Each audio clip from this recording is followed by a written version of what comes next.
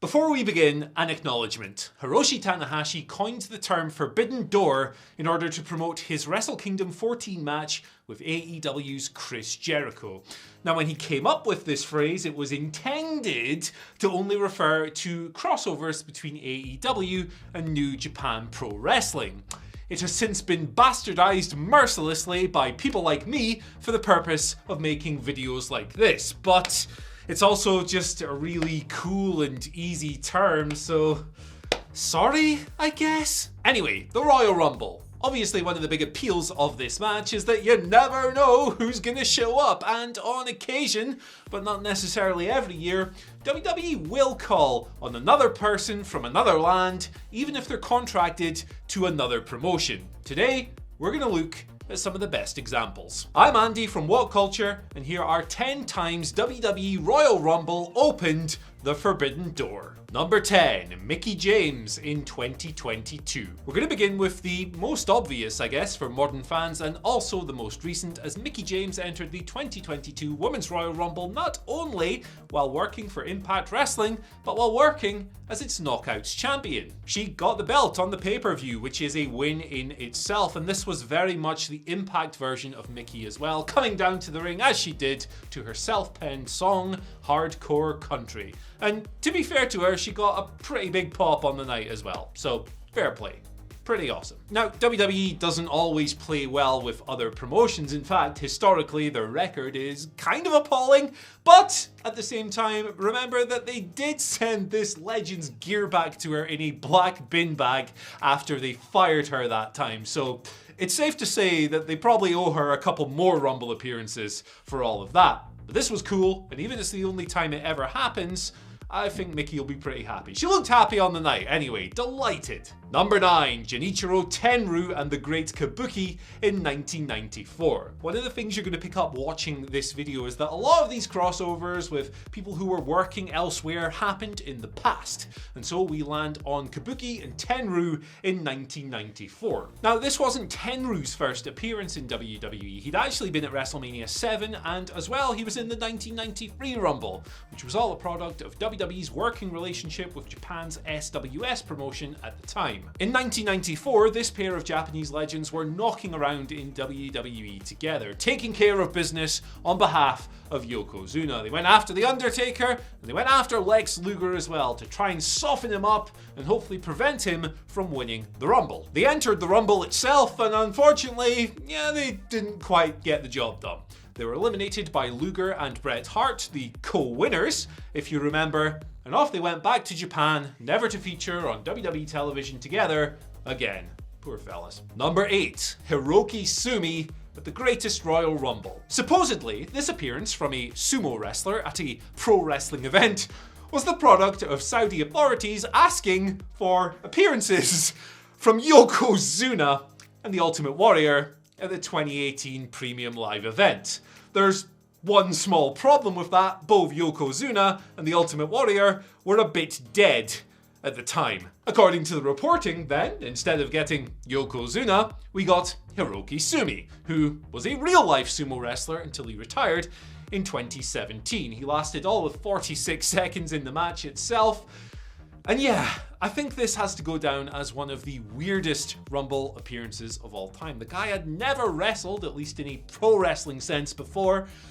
It was all just a bit strange, really. I'm still trying to make sense of it myself. I mean, the guy doesn't even have a cage match profile, for goodness sake. Number 7, Doug Gilbert in 1996. Airlifted straight from the USWA into the 1996 Royal Rumble, Doug Gilbert was a pretty unremarkable participant in that year's match, but he certainly fit the unpredictability and chaos of this era of WWE wrestling. Gilbert was pretty much just in this match to be a warm body for Vader to pulverize, as were a bunch of other people in that year's Rumble as well. It was pretty appropriate. Vader's a monster, he's coming in, he needs to look like a badass, so have him throw a bunch of dudes out.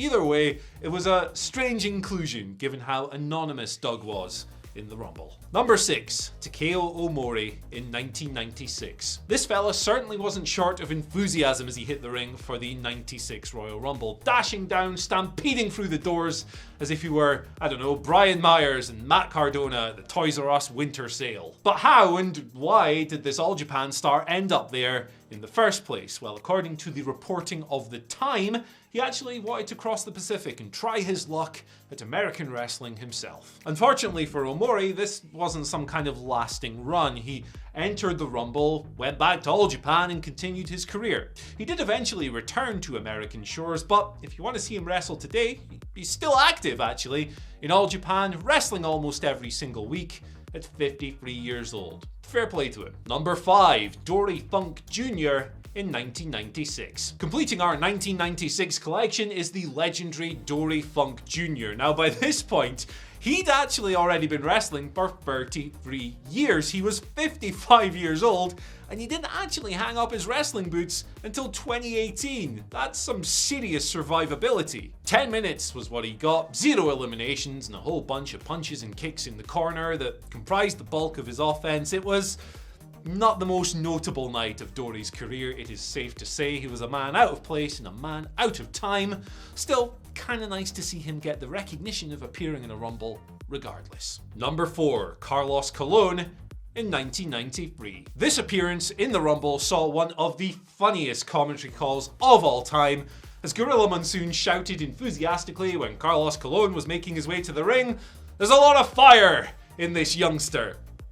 He was 44 years old and physically about 70. A legendary WWC promoter and wrestler in Puerto Rico, Cologne didn't have the most memorable night here, lasting a few minutes, getting 1 elimination before he was thrown out by Yokozuna. It's the same story for a lot of people on this list, but Cologne's appearance will stand forever, just because of that silly call, man. Imagine today if Arn Anderson, I don't know, comes down for the Royal Rumble. A lot of fire in this youngster. Interesting, weird, strange. Number 3, Dick Murdock in 1995. There are several reasons why every door in wrestling should have probably been forbidden to Dick Murdock in 1995, and near the top of that list are his alleged KKK membership and the rampant bigotry that has to come with that. He was a pretty gross human being by all accounts, but here in 1995, WWE booked him for the Royal Rumble in between a full-time stint in NWA Dallas and various tours of Japan. He lasted 5 minutes before being thrown out of the ring by Henry O. Godwin, a man named Captain Redneck, thrown out by a pig farmer. Seems quite appropriate, really. Number 2, Mil Mascaras, Pieroff, Cibernetico, and Latin Lover in 1997. This was a product of WWE's working relationship with Mexico's leading promotion AAA at the time, and this, entering all 4 luchadors into the match, was WWE's attempt at spicing up the Rumble a little bit, giving it a bit of an extra flavor. We got all 4 guest stars, and the crowd didn't really take to Cibernetico, Pieroff, or Latin Lover.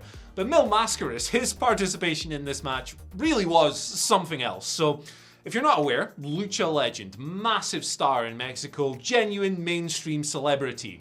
When he got there, he seemingly deemed that he wasn't going to be thrown out of the Royal Rumble by anybody, which meant that they had to come up with frankly daft spots that saw Mil eliminate himself by diving off the top rope, over to the outside, and into a pile of humanity below. Meanwhile, the commentators chastised him for seemingly not learning the rules.